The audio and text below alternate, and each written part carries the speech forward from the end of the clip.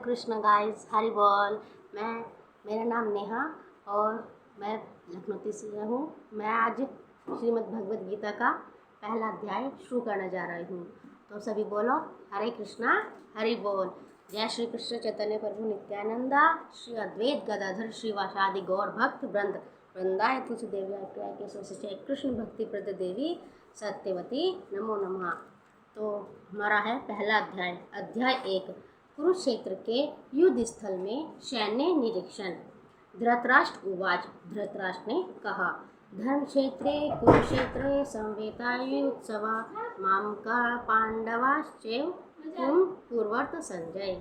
धृतराष्ट्र ने कहा, हे संजय, कर्म भूमि कुरुक्षेत्र में युद्ध की इच्छा से एकत्र हुए मेरे तथा पांडु के पुत्रों ने क्या किया। तात्पर्य।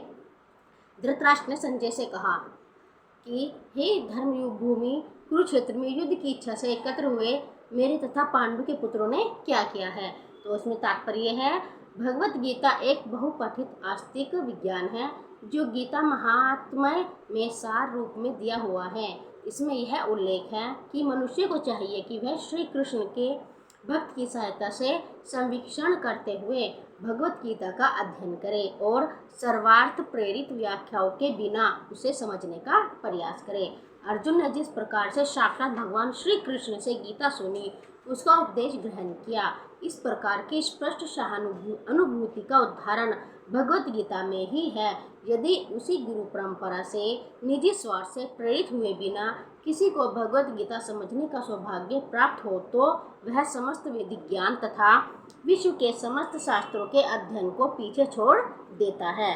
पाठक को भगवत गीता में न केवल अन्य शास्त्रों की सारी बातें मिलेगी, अपितु ऐसी बातें भी मिलेगी जो अन्यत्र कहीं उपलब्ध नहीं है। जो भगवत गीता में बताया गया है कि हमें भगवान का हमेशा सहारा लेना चाहिए, हमें अपने भगवान के भक्तों की रक्षा करनी चाहिए, उनका अपमान नहीं करना चाहिए।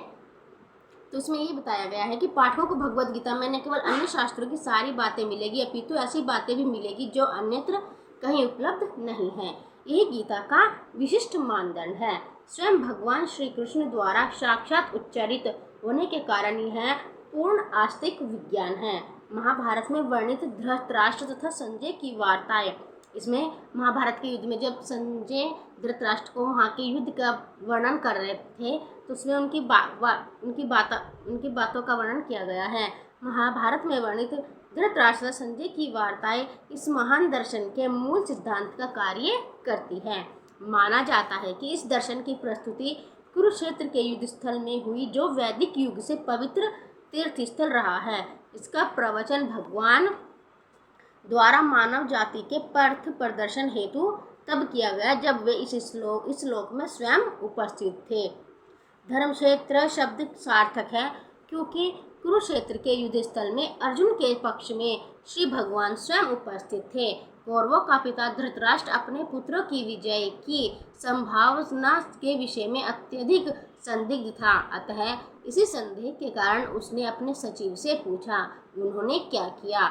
वह आश्वस्त था कि उसके पुत्र तथा उसके छोटे भाई पांडु के पुत्र कुरुक्षेत्र की युद्ध भूमि में निर्णयात्मक संग्राम के लिए एकत्र हुए हैं। फिर भी उसकी जिज्ञासा सार्थक है।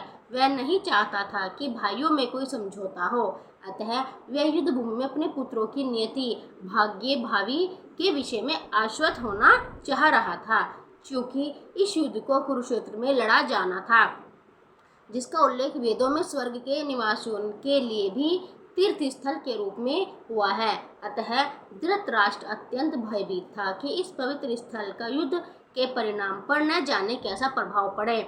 उसे भली भांति ज्ञात था कि इसका प्रभाव अर्जुन तथा पांडु के अन्य पुत्रों पर अत्यंत अनुकूल पड़ेगा, क्योंकि स्वभाव से वे सभी पुण्यात्मा थे। संजय श्री व्यास का शिष्य था, अतः उनकी कृपा से संजय धृतराष्ट्र के कक्ष में बैठे बैठे कुरुक्षेत्र के युद्ध स्थल का दर्शन कर सकता था।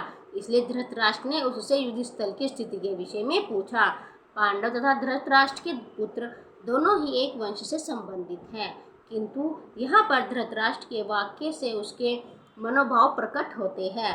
उसने जानबूझकर अपने पुत्रों को कुरु कहा और पांडु के पुत्रों को वंश के उत्तराधिकारियों से विलग कर दिया। इस तरह पांडु के पुत्र अर्थात अपने भतीजों के साथ धृतराष्ट्र की विशिष्ट मन स्थिति समझी जा सकती है। जिस प्रकार धान के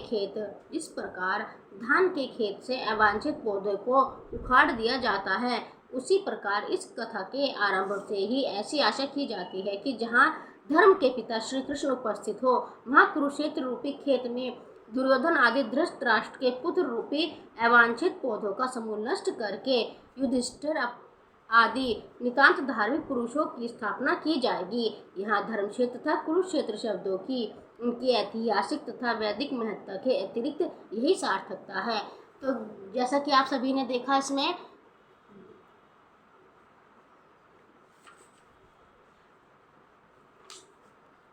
धृतराष्ट्र अपने पुत्रों का साथ देने के लिए कह रहा है और कौरवों पांडु के पुत्रों को अपने वंश से अलग करना चाहता है। इसमें इसका वर्णन किया गया है। तो आज के लिए बस गाइस इतना ही, और कल शुरू करेंगे। सभी मेरे चैनल को लाइक करें, सब्सक्राइब करें, कमेंट करें। हरे कृष्णा, हरि बोल, जय श्री कृष्णा।